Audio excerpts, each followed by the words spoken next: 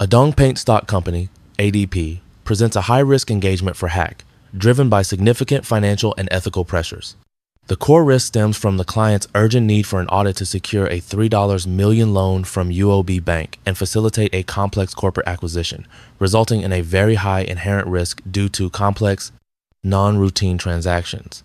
Furthermore, ADP terminated its predecessor auditor and is actively seeking a new firm to meet the bank's requirements, which, combined with management's refusal to set up an allowance for overdue receivables, strongly suggests management bias and a high risk of auditor shopping. Control risk is also elevated by potentially flawed accounting policies, specifically recognizing revenue upon goods leaving the warehouse violating the transfer of control principle, and complex inventory cutoff procedures involving international shipments.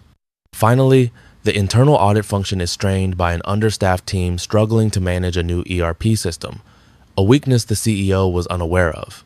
Given the severe threats to Hack's independence posed by the request for both audit and extensive advisory services, Hack must adopt a strategy of low detection risk, requiring mandatory communication with the predecessor auditor and the deployment of a highly experienced team to conduct extensive substantive testing. Here comes the question. Assessment of auditors' independence is an important step when it comes to accepting a new customer. Given the current professional ethics regulations, should Hack accept this customer? Welcome to our presentation. We will explain summary of key threats, procedures, and recommendations in this video. First, brief conclusion. Do not accept unconditional audit plus advisory, valuation, tax review together. Hack may accept ADP as an audit client only if clear independence safeguards are in place, and Hack either declines any non-audit services that create a self-review or advocacy threat, or fully segregates those non-audit services separate firm, team, written, audit committee, pre-approval, documented safeguards. ADP is listed on HOSE, has terminated its prior auditor, is seeking a $3 meters loan, and an acquisition advisor. These raise heightened independence and disclosure expectations. Second, identify and explain the independence threats. 1. Self-review threat. ADP asks for financial advisory services for the planned acquisition and for the auditor to review tax obligations. If Hack advises on the transaction, valuations, purchase accounting, or tax positions and then audits the resulting statements, Hack would be auditing its own work. ADP wants Hack to offer financial advisory services and tax review. 2. Advocacy threat. Acting as advisor in negotiations with UOB or counterparties would place Hack in an advocacy role for ADP. Case mentions loan application to UOB. 3. Familiarity, intimidation, management, influence. Mr. Hung, HAC, deputy, already met ADP CEO, Mr. Thon. Partners express strong interest in the client. Commercial pressure. Also, prior auditor resigned, reason unknown, raises risk of management pressure or undisclosed issues. 4. Financial self-interest, HAC, must check. Whether prospective fees from ADP would create undue dependence or a threat to objectivity. HAC expansion plans noted. Next is mandatory pre-acceptance procedures. Predecessor auditor inquiries. Obtain the predecessor auditor's resignation letter and make formal inquiries of the predecessor auditor in writing about reasons for resignation and any professional concerns. If the predecessor refuses to respond or raises concerns, decline. Prior auditor contract terminated. 2. Firm independence checks. Run firm, partner conflict database. 4.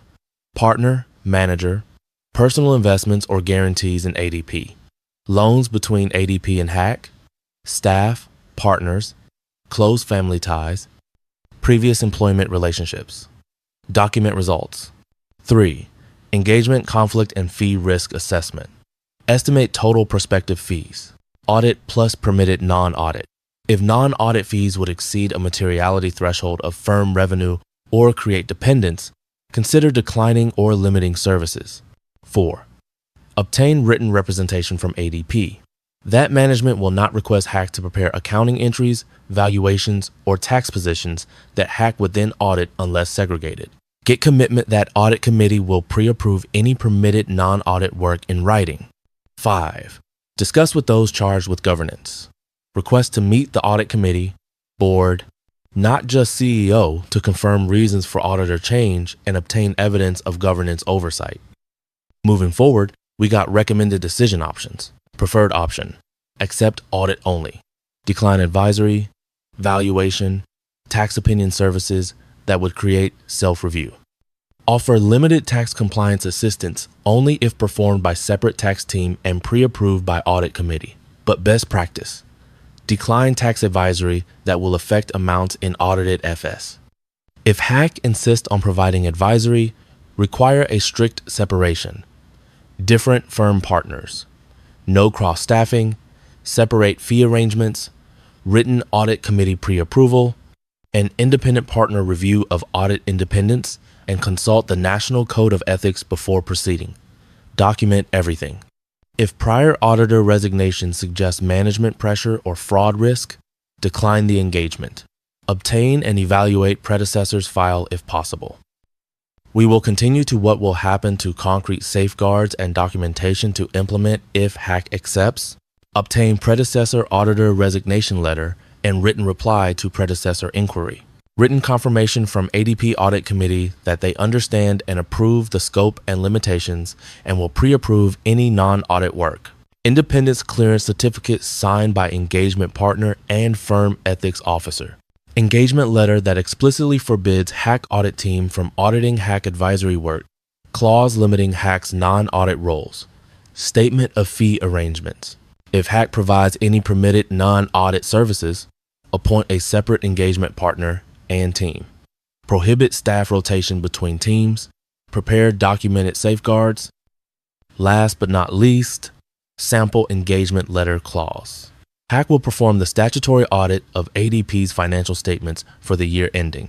HAC will not provide valuation, purchase, accounting, or preparation of accounting entries for the proposed acquisition, nor provide tax advice that will be recorded in the financial statements unless separately agreed in writing and pre-approved by ADP's audit committee. Any permitted non-audit services will be provided by a separate HAC team with no personnel overlap.